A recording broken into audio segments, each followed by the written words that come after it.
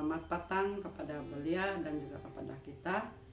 Kita pada malam ini kita belajar satu renungan pindik untuk kita semua.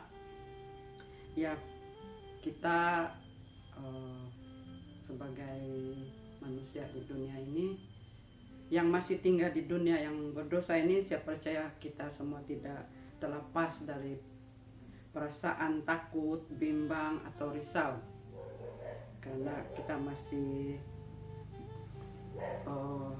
tinggal di dunia yang berdosa. Jadi saya ada satu pengalaman mengenai dengan merasa takut dan bimbang. Ya, perasaan ini saya mengalami perasaan ini pada mulanya COVID menyerang di negeri kita, di mana salah seorang daripada adik kami mengalami demam, dan semua simptom dia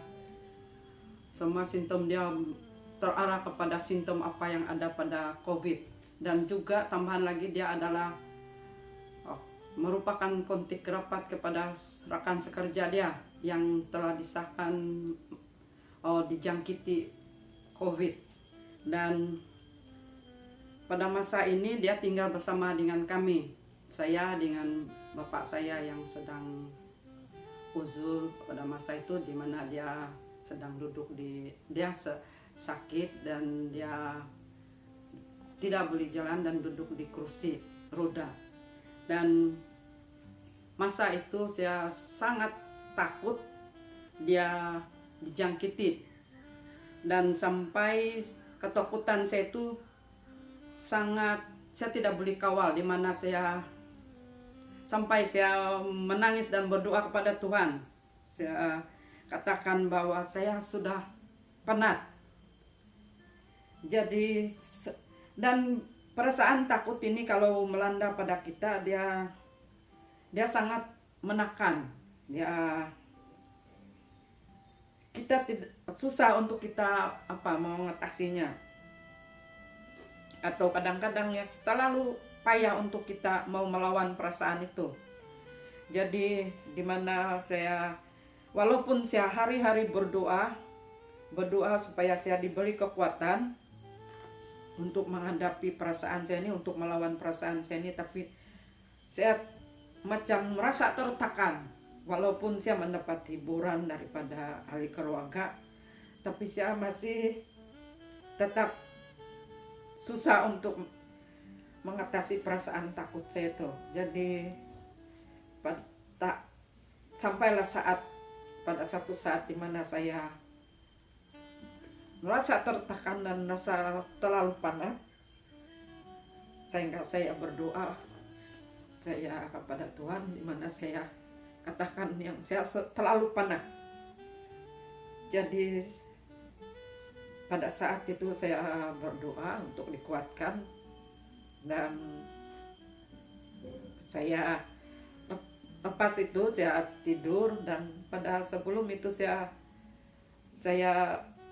sudah memang berulang-ulang untuk berdoa untuk dikuatkan, dan permintaan tiada lain permintaan saya itu supaya kami sekeluarga dihindarkan dari dijangkiti penyakit COVID itu. Jadi selepas itu saya tertidur, dan sebelum saya terbangun saya ada bermimpi.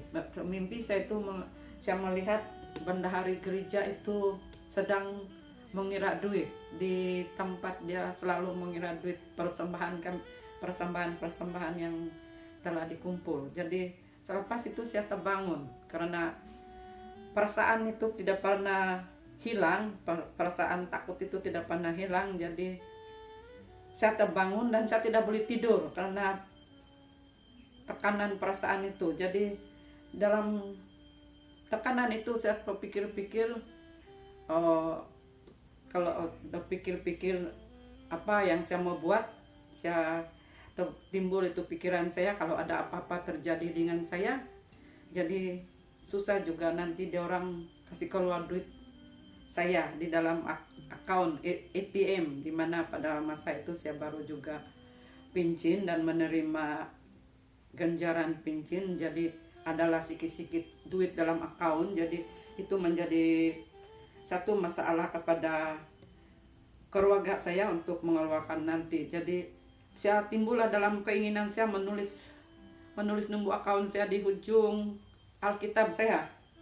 Jadi saya tulislah nombor PIN di ujung Alkitab, di mana ada ruang di ujung Alkitab saya itu, saya tulis nombor PIN Public Bank, nombor PIN BSN. Jadi tiba-tiba di dalam ujung Alkitab saya itu saya tulis satu ayat. Saya pun tidak tahu bila saya menulis itu ayat, dan saya bilang kenapa apa pula ayat ini tertulis di sini. Jadi dan kebiasaan saya bila saya mau buka Alkitab dan mencari ayat itu mengambil masa yang panjang untuk saya cari. Tapi saat itu saya buka dan terus saya jumpa itu ayat, yaitu ayat dia terdapat dalam Mazmur 20 ayat 5 itu. Dan saya membuka Alkitab dan terus bila saya buka dan saya terus jumpa itu ayat. Jadi ayat dia yaitu Mazmur 20 ayat 5, di mana bunyi dia begini, kiranya diberinya kepadamu apa yang kau kehendaki dan dijadikannya berhasil apa yang kau rancangkan. Jadi selepas saya selesai membaca ayat itu dan saya terdorong dalam hati saya membaca ayat yang sebelum itu, yaitu Mazmur 20 ayat 4, di mana bunyinya begini, kiranya diingatnya segala korban persembahanmu dan disukainya korban bakaranmu. Jadi di saat ini saya membaca ini baru saya teringat mimpi saya, di mana bendahari gereja kami itu, di mana mereka dalam mimpi saya tuh saya melihat bendahari gereja kami itu sedang mengira uang persembahan yang telah dikumpulkan. Dan di sini saya mendapat penghiburan bahwa sebenarnya Tuhan senantiasa memperhatikan kita, memperhatikan saya kepada para belia. Kita seharusnya membaca firman Tuhan. Kita ambil masa untuk membaca firman Tuhan, di mana pada satu masa nanti bila kita menghadapi bila kita menghadapi tekanan atau perasaan yang takut atau bimbang, firman Tuhan ini senantiasa dapat membantu kita dengan tidak disengajakan ataupun dengan otomatiknya. Firman yang pernah kita baca itu akan membantu menghiburkan kita. Jadi kita ambil masa untuk kurbankan masa yang sia-sia ataupun utamakan Tuhan atau utamakan firman Tuhan sebelum kita utamakan membaca WhatsApp. Ya, saya tabiklah kepada para belia yang mendahulukan firman Tuhan daripada handphone.